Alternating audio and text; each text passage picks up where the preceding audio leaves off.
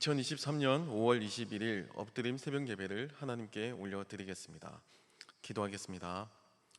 하나님 아버지, 이 새벽에도 저희를 깨워주시고 하나님께 기도할 수 있는 은혜 주시니 감사합니다. 하나님을 향한 간구와 이 신앙의 고백이 아버지 하나님의 사랑을 체험할 수 있는 은혜의 시간이 될 수 있도록 함께하여 주시옵소서. 예수님의 이름으로 기도합니다. 아멘. 찬송가 484장 함께 찬송하겠습니다.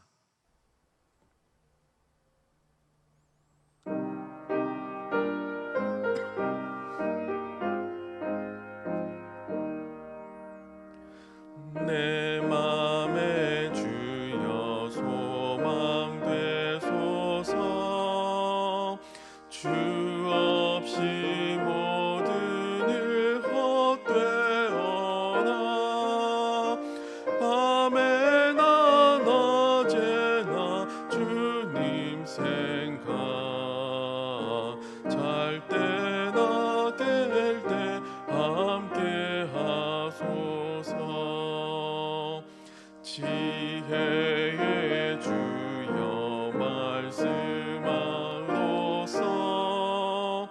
언제나 내 안에 계십소서.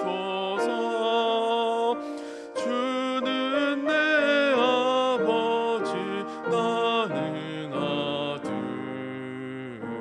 주 안에 내가 늘 함께하네. 세상의 영광 난 보여도 언제나 주님은 나의 기억. 주님만 내 맘에 계시오니 이 영원한 주님 참 귀하셔라. 영원한 주님 내 승리의 주, 하늘의 기쁨을 주옵소서. 어떠한 고난이 닥쳐와도 만유의 주여 소망 되소서.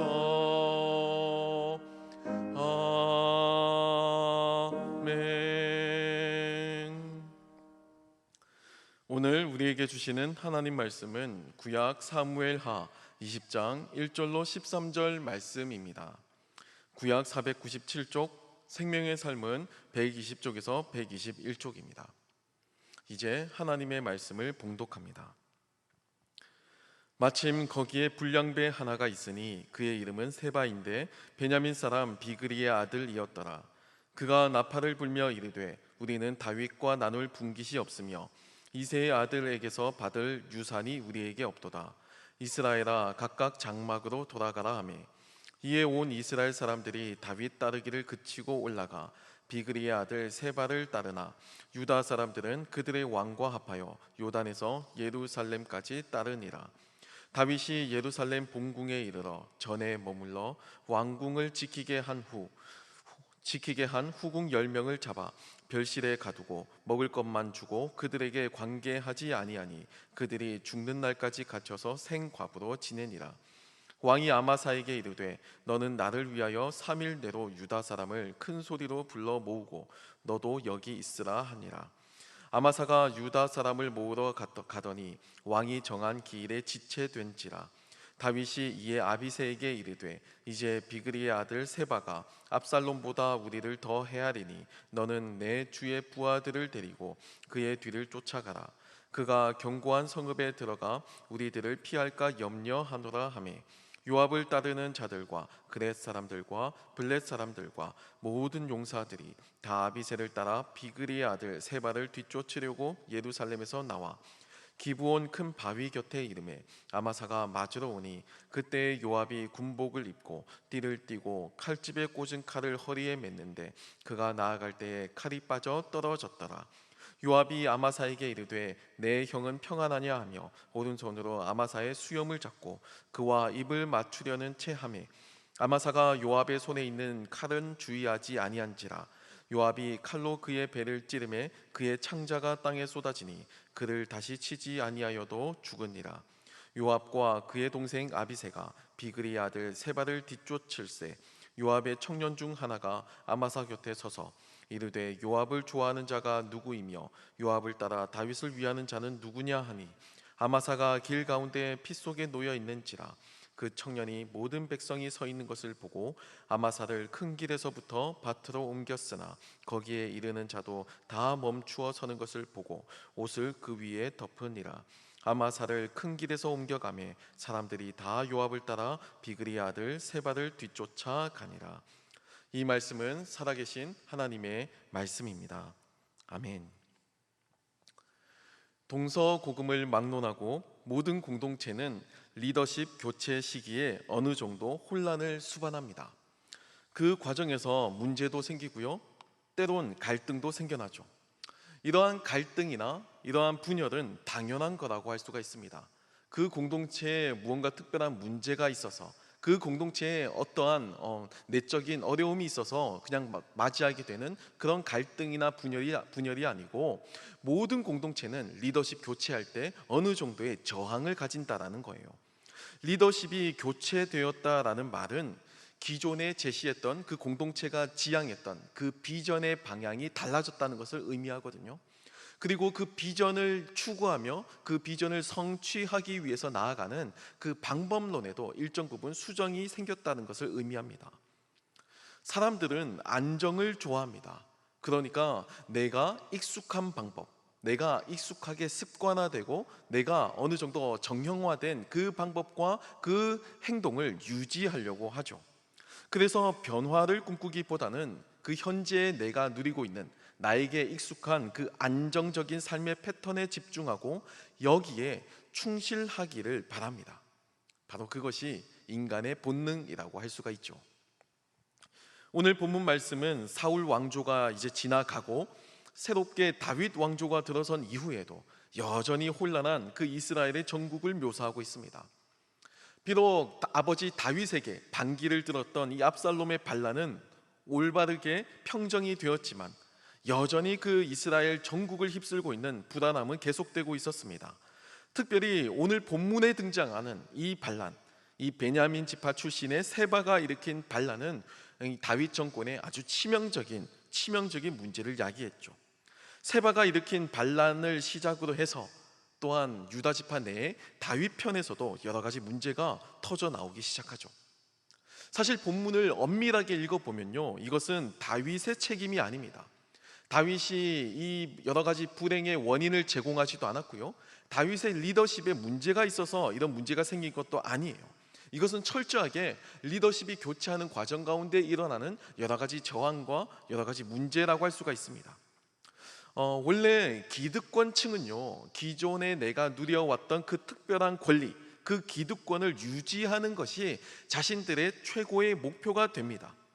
근데 정권이 바뀌었다는 말은요, 이 기득권층에도 어느 정도 변화가 일어나게 되었다는 것을 의미하거든요. 기득권층에서 내가 탈락이 될 수도 있고, 내가 기득권층으로서 기존에 누려왔던 그 특별한 권리들이 축소되거나 빼앗길 수도 있다는 것을 의미합니다. 당장 베냐민 지파에서 이제 왕조가 출범을 했잖아요. 그게 사울 왕조였죠. 첫 번째 통일 왕국을 다스리는 왕조의 첫 번째 정권을 베냐민 지파에서 출범시켰는데, 이제 다윗 왕조가 들어섰다는 말은 유다 지파가 권력을 장악했다는 말과 동일하다라는 겁니다. 이것을 오늘날 용어로 이제 바꾸어서 설명하면요, 이제 베냐민 지파가 여당에서 야당이 된 거고요, 이제 유다 지파가 야당에서 여당이 된 겁니다. 왕을 필두로 해서 이제 모든 내각을 자신의 입맛에 맞게, 모든 권력의 그 요직에 자신의 사람들을 심을 수 있는 힘이 생겼습니다. 그러니까 다른 지파들이 볼 때 어찌 저항이 없을 수 있겠냐고요. 어떻게 이러한 권력의 교체 시기에 그 누구도 저항 없이 다 순종할 수 있겠냐는 겁니다. 이러한 정치적인 상황을 잘 이용한 사람이 오늘 본문 1절에 나오는 세바라는 사람입니다. 본문은 이 사람을 애초에 불량배라고 하는 표현을 통해서 평가절하하고 있습니다. 거창한 비전이나 목적이 있어서 이제 다윗 왕조에게 반역을 꾀하는 것이 아니고 애초에 자신의 그 정권욕에 눈이 그러니까 이미 이 사무엘서 기자 역시도 이 세바라는 사람을 평가할 때 이 사람을 온전하게 정당하게 올바르게 평가하고 있지 않아요. 그러니까 인품이나 능력이나 모든 면에서 부족한 인물 정도다라고 이렇게 묘사를 하고 있는 겁니다. 특별히 이 세바, 이 사람의 정치적 선동이 인상 깊은데요, 1절 본문의 그 중간 정도를 보시면 이렇게 묘사하고 있거든요. 그가 나팔을 불며 이르되 우리는 다윗과 나눌 분깃이 없으며 이새의 아들에게서 받을 유산이 우리에게 없도다. 이스라엘아 각각 장막으로 돌아가라 하매 라고 합니다. 일종의 프로파간다를 이렇게 설명하고 있는 겁니다. 여기서 분깃이라는 말은요, 할당이나 목 또는 부분이나 영역을 뜻하고요, 유산이라는 것은 소유나 재산, 토지 등을 의미합니다. 쉽게 말하면요, 이 분깃은 정치적인 권리를 뜻하고요, 유산은요 부동산과 같은 재물, 재산을 의미하죠. 세바가 나팔을 불면서 정치적인 선동, 이 프로파간다를 막 조장하고 있는데 그 말의 핵심이 그거예요.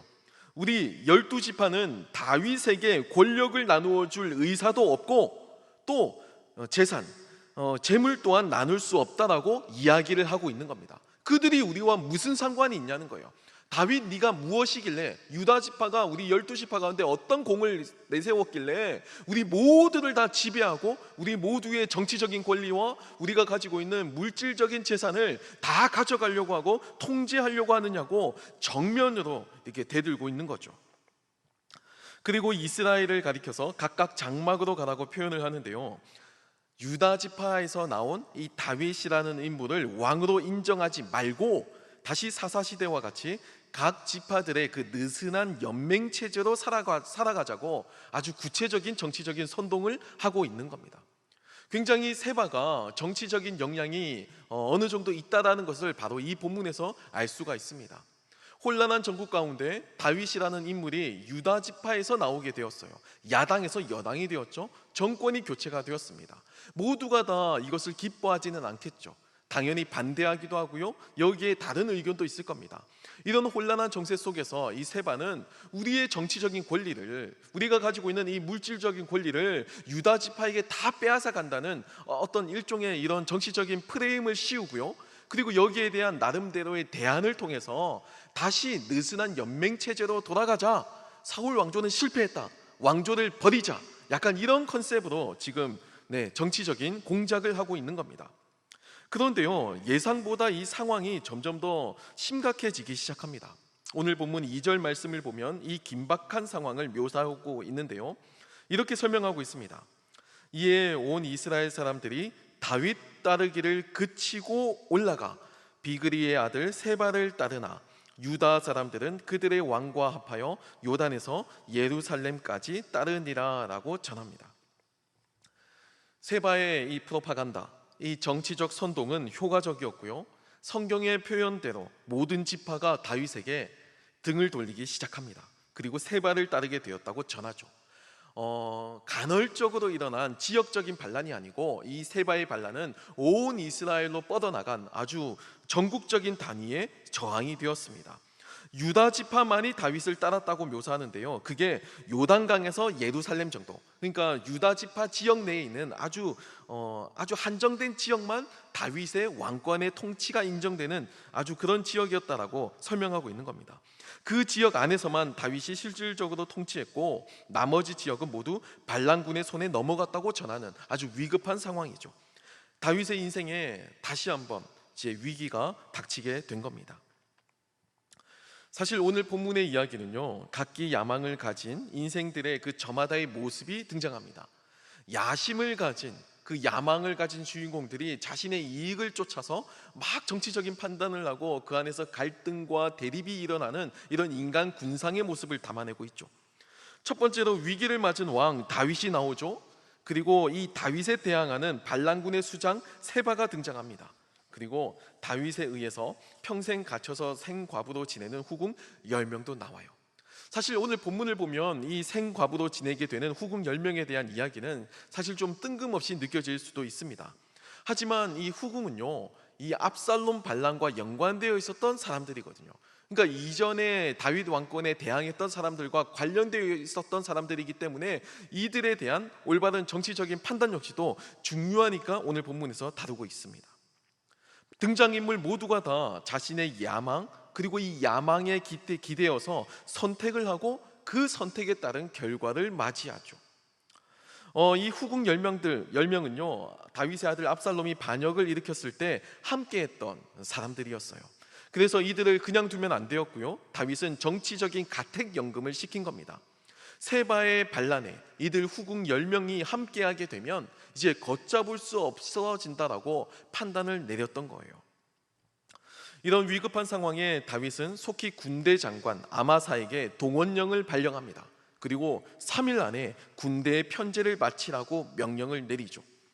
하지만 아마사는요, 3일 안에 군대 동원을 완성하지 못합니다.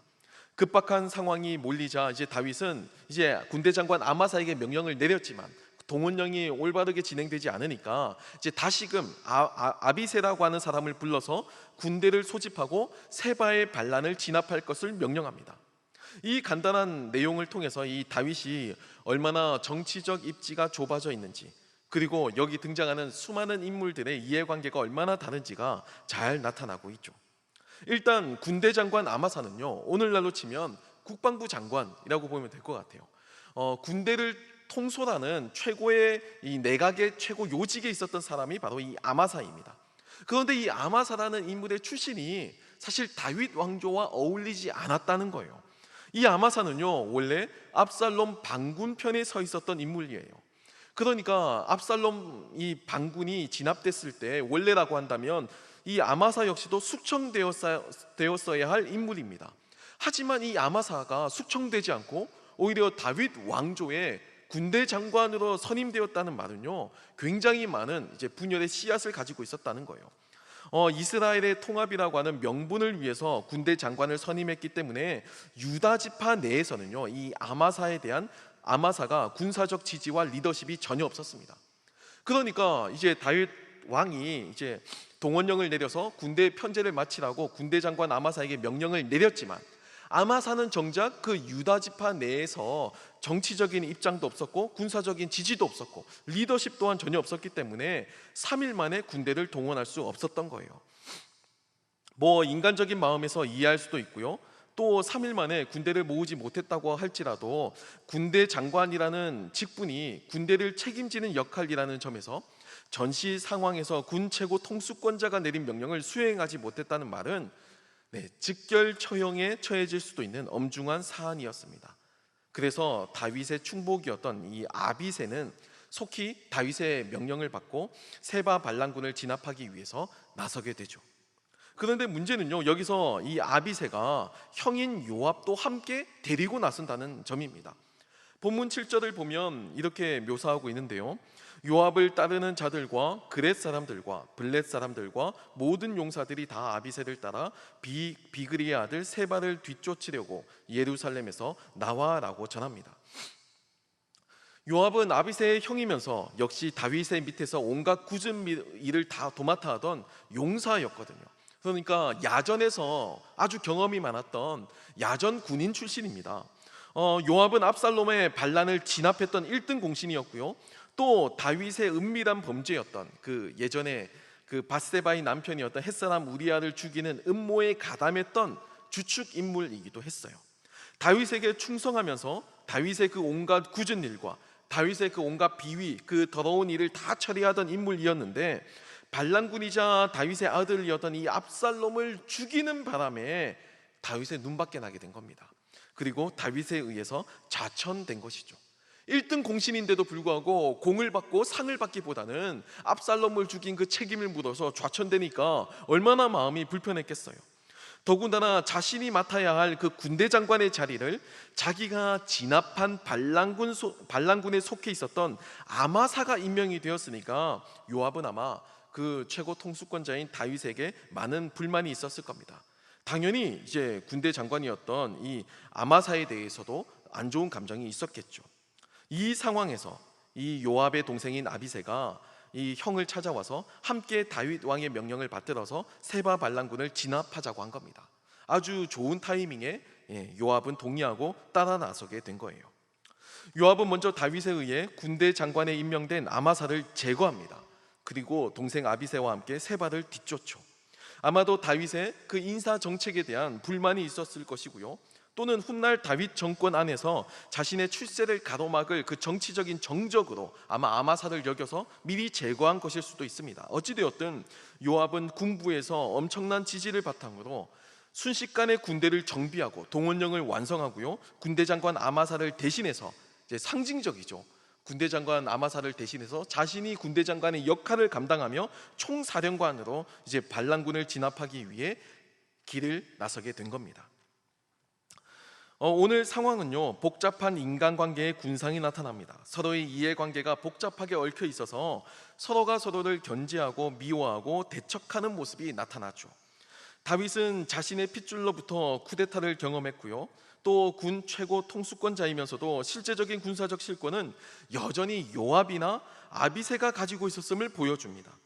원래라고 한다면 군대 장관의 자리도 요압을 세웠어야만 마땅한데 자신이 아끼는 압살롬을 죽였다는 그 이유 때문에 사실 핑계라는 의견이 더 많아요. 핑계 때문에 오히려 반란군에 속했던 아마사를 군대 장관에 세우는 실수를 범하기도 합니다.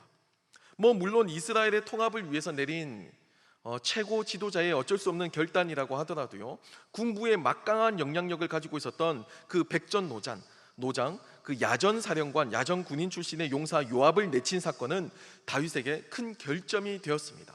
유다 지파 내에서도 이런 지도자를 우리가 어떻게 믿고 따를 수 있겠냐고 아마 군부 내에서도 많은 불만이 생겼을 거예요. 오늘 본문도 분명하게 이 다윗의 리더십에 대한 문제를 3일 안에 동원령을 제대로 발령하지 못하고 제거된 군대 장관 아마사 사건을 통해서 제시하고 있는 겁니다.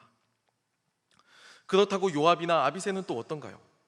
어떤 이유로 이 아비새가 형인 요압을 데려갔는지, 또 요압이 왜 아마사를 죽었는지 그 정확한 이유는 당사자에게 물어보지 않는 한 알 수가 없겠죠.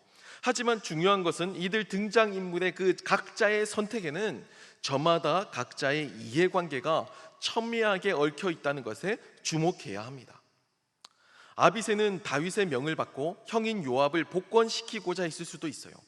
그리고 이 아마사가 사실상 경질된 것이나 마찬가지나 여기고 그를 제거하는 것이 우선순위라고 판단했을지도 모릅니다. 또 요압 역시도 좌천된 자신이 다윗 정권 아래에서 영향력을 차지할 아마 마지막 기회, 천재 이루의 기회라고 여기고 아마사를 죽였을지도 몰라요. 그래야 반란 진압 총사령관의 위치에서 향후 군대 장관의 자리, 나아가 왕의 자리가 주어질지 모른다고 생각했을지도 모릅니다. 죽임을 당했던 이 군대 장관 아마사 역시 동원령에 실패하죠. 그런데 그가 왜 유다 땅을 떠나서 베냐민 땅에 있었는지가 의문입니다. 성서학자들에 따르면 이 다윗의 명령을 지키지 못해서 아마 문책당할 것을 우려한 나머지 이 아마사가 베냐민 지역으로 옮겨가서 다시 다윗을 대항하는 편에 섰을지도 모른다라고 추측합니다. 이 리더십을 위해서 요압과 아비새가 먼저 아마사부터 제거했다는 해석이죠. 제가 여러 가지 각자의 인물들 속에서 나타나는 그 관점을 소개해 드렸는데요, 참 복잡하죠. 과거도 그렇고 오늘도 그렇고 우리가 사는 세상은 왜 이렇게 속 시끄러운 일들의 연속일까요? 사랑하는 성도 여러분, 오늘 성경의 에피소드는 다윗 정권 그 초창기에 일어난 불안정한 정국을 그리고 있습니다. 여러 사람들이 자신의 관점을 따라서, 자신의 이해타산에 따라서 복잡하게 얽혀 있고 서로 적대하기도 합니다. 그런데 이 일이 비단 과거의 일뿐일까요? 오늘도 마찬가지죠. 우리가 정당한 대의 명분을 내세우고 정의와 사랑을 이야기하기도 하지만 실제로 우리의 민낯은 내 중심, 내 이익으로 제한되어 있습니다. 저는 이것이 오늘 본문이 우리에게 말씀하여 주시는 그 내용이라고 생각해요. 실제 이 복잡한 이해관계 속에서 얽혀 살 수밖에 없는 것이 우리의 삶이지만 여전히 이 삶을 이 세상을 주관하시는 분은 하나님이시라는 점을 우리에게, 이 부족한 인생들에게 교훈하여 주신다고 저는 생각합니다. 내 힘으로, 내 생각으로 결단하고 움직이는 것이 얼마나 많은 비극의 씨앗이 되는지를 성경은 가르쳐주고 있다는 거예요. 때로는 억울한 일을 당하고 때로는 손해를 보는 일이 생겨도 우리에게 중요한 것은 하나님께서 이 모든 상황을 다 보고 계시고 다 알고 계신다는 거예요. 그리고 하나님께서 때가 되면 갚아주신다는 믿음이 저와 여러분에게 필요하다고 생각합니다. 하나님께서 우리의 일상을 지켜보고 계시고 우리의 모든 만사를 주관하고 계시고 붙잡고 인도하고 계십니다.